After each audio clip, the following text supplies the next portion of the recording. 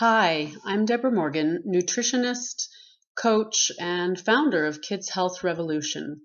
Part of my work with parents in Kids Health Revolution is to help them to get their kids to eat real food. And sometimes that means that first we need to deal with some pretty major picky eating issues. What often happens for parents is they end up getting really frustrated in their efforts.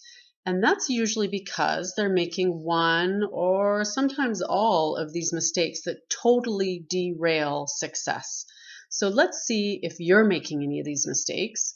This is just a quick little video, and you can also get the PDF cheat sheet on how to avoid these mistakes just with the green button on the right-hand side of your video screen. So let's jump in and see what mistakes you might be making that's getting in the way of your success. The number one biggest mistake that I see parents make is that you fail to see open, happy, healthy eating as an important skill that your child develops, just like a lot of the other skills that they develop as they grow. So think about how many skills have you helped your child master? Maybe you've done toilet training or potty training with your child. That's a fairly major challenge and a major skill that they learn as they're growing up. Maybe you've helped them learn to read, learn to do their numbers, or a sport like skating. All of these things that we teach our children require patience and consistency on our part as the parent, right? And food is no different. Being an open and curious eater, it's a skill. And I happen to think it's a fairly important skill because it sets them up for a healthy future. For some reason, though, we tend to see this skill differently or don't see it as a skill at all. And so we don't approach it with the same determination and same commitment that we do the other skills. Helping your child master this particular skill, it doesn't have to be different and it doesn't have to be any harder. It does take commitment, absolutely, to parent them through the challenges, just like so many of the other challenges that you parent them through in their lives. So being an open and healthy eater, think of it as a valuable skill that we need to nurture and guide for our children to develop. Instead, we end up kind of feeding our kids in a way that it becomes more about just filling their bellies, right? We just give them whatever we can get them to eat just so we feel like, okay, well, at least they've eaten something. But maybe we could approach it in a way that is more about nourishment, but also, and maybe even more importantly, about developing a lifelong, healthy relationship with food. And when we think about it this way, the lifelong, healthy relationship with food, I think it makes it seem more worth our full commitment, doesn't it? So the number two mistake that I see parents make is feeling guilty. For some reason, having some rules and boundaries around food seems to push all of our guilt buttons. I don't know why, but it does. And so here's a question for you.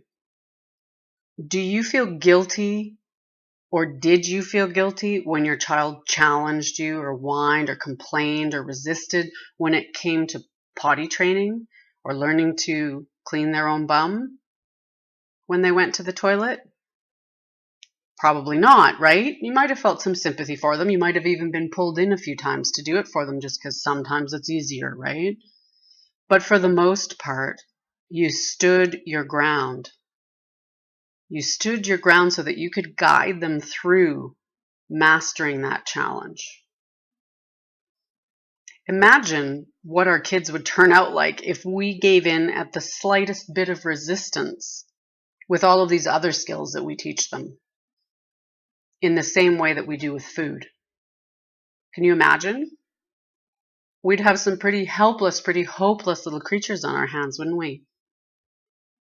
So stop allowing them to push the guilt button by remembering that this is a skill just like the other skills that you help them to learn. it is also about family values in a way, and having certain values and rules around food simply as part of your family culture, your family food culture in a way. And your children will adapt, and it will become the norm in your family, just like other values that you hold dear in your family, other rules. Maybe, you have a no swearing rule, and that's one of your values in your home.